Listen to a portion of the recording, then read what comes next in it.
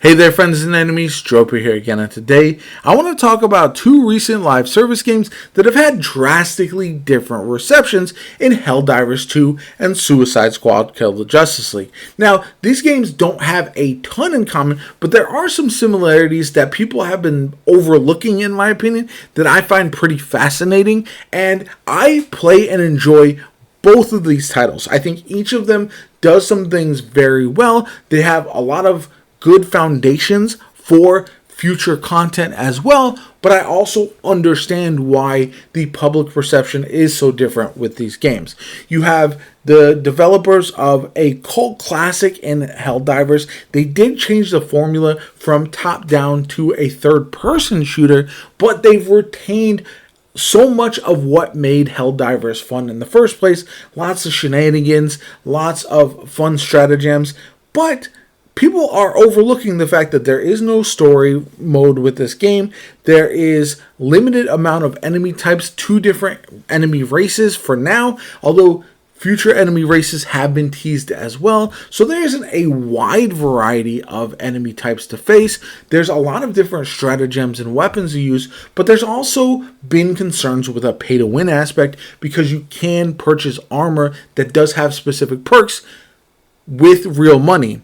However, every armor piece that is able to be bought, those same perks are available to be earned in-game as well. So I don't think that's much of a concern. It might not be pay to win, maybe pay to accelerate. We see it in games like Warframe and other games of that nature where you can pay money to get things just a bit faster. That's more how this game feels to me at times, and I don't think it's much of a problem. Now, Helldivers 2 also really succeeds in perfecting a lot of the moment-to-moment gameplay. It's hilarious to play. It's really fun to watch as well, which does make an impact. You definitely want to jump in and jump out anytime you want with friends, but it has had some server and matchmaking issues that the developers have gotten a lot more leeway than we've seen from other games in the recent past that have struggled at launch. And I find that to be just interesting. I know the team working on Helldivers is a bit smaller, so you do cut them a bit of slack, but in my experience, pretty much every live service game has some sort of hiccups when it first launches. So I think every game of this nature deserves a bit of grace because you're not playing a live service game for day 1. You're playing a live service game for day 100, for day 500, those kind of things. And that's why I don't think it's that big of a deal if a game does struggle at launch. Meanwhile, you have Suicide Squad, which is from Rocksteady, a developer known for the Arkham series. And I think some of the frustration there is the fact that they didn't develop another Arkham game, another game in that same vein, another brawler superhero game where everyone knows they're going to love it regardless. Even though Arkham Knight was mixed reviews when it did launch. Everyone looks back now and says, oh, what a great game. But when it first came out, there was a lot of questions. There was a lot of concerns about the story, a lot of people upset about different things. And I think that comes with the territory at times with video games that are in the same universe, which is kind of makes it a bit of a struggle. People are constantly comparing it to the past and overlooking the things that the game does better rather than just focusing on what it does well in and of itself. So I think that's one thing that held Suicide Squad back a little bit. I also think coming out so soon after Power World, being a full $70 game compared to $40 for Helldivers, all of that led me to believe that even though the games have had similar issues, whether it is some matchmaking troubles at launch, whether it is some pay-to-win concerns, not even pay-to-win on Suicide Squad, but more so adding microtransactions onto a paid game, like even though Helldivers 2 is $40, you still have microtransactions you can earn. Same thing with, or you can pay for. Same thing with Suicide Squad, even though Suicide Squad is purely cosmetic.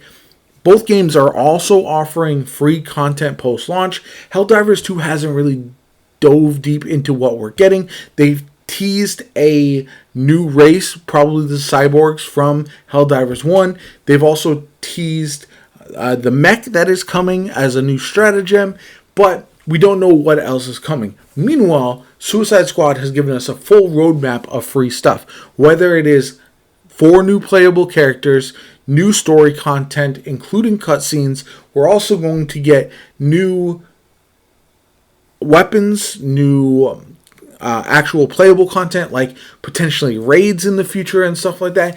And I think that's where I am confused by the overall reception, because if you look on the different platforms, Helldivers 2 has sold over 1 million copies.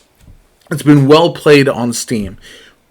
But I would imagine, based on where it ranked in the pre-sale numbers, that Suicide Squad has probably sold much more than that overall. I don't have the specific numbers, but if I had to guess, Suicide Squad has definitely sold more than that. It's also got positive reviews of everyone who's actually played the game. You look at the PlayStation, Xbox, and Steam reviews from people who have purchased the game, and they're all positive. It's all 4 out of 5 stars and stuff like that. So it's not a 10 out of 10 game, but it seems to be a solid 8 out of 10 for those who actually played the game. And that's where I don't know if Suicide Squad got a fair shake compared to Helldivers 2.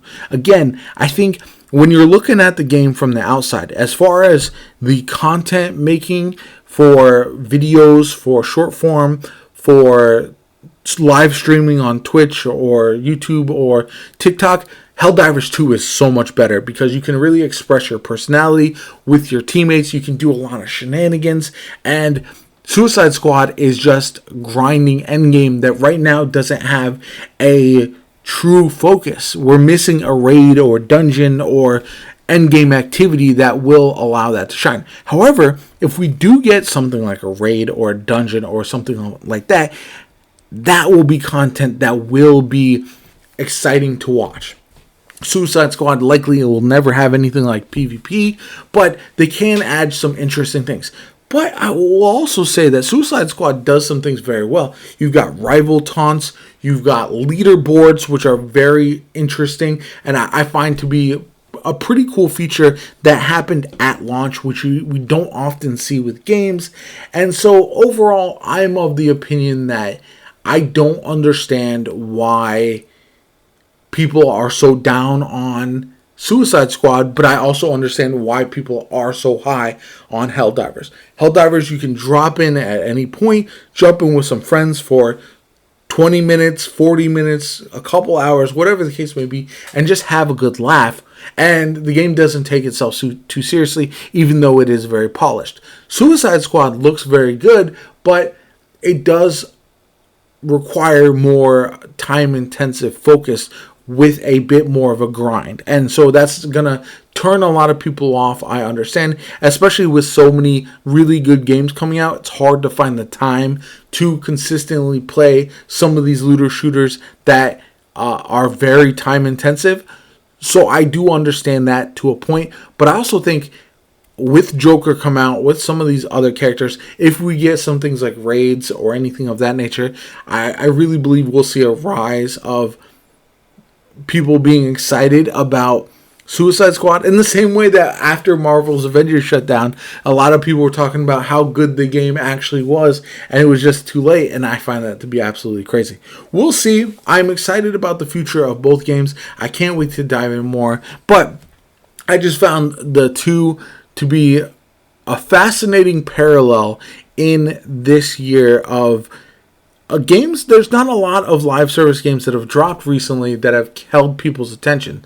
So I'd be curious to see which one of these lasts longer, which one of them is able to carry the player base forward. And I do think because Helldivers 2 had lower expectations, it's going to be the one that can really succeed, because obviously lower budget. Looks like the developers over at Arrowhead are hiring new people, so they're going to even add more possibly content to the game than expected, which is always a good thing, and I can't wait to see what the future holds for both of them. Anyway, let me know what you guys think in the comments down below. Do you disagree with me at all? I'd love to hear from you, especially if you have some input on what I had to say today. My name is JoPa. I hope you enjoyed the video. Like, comment, subscribe. Have a good one, and I'll catch you all later.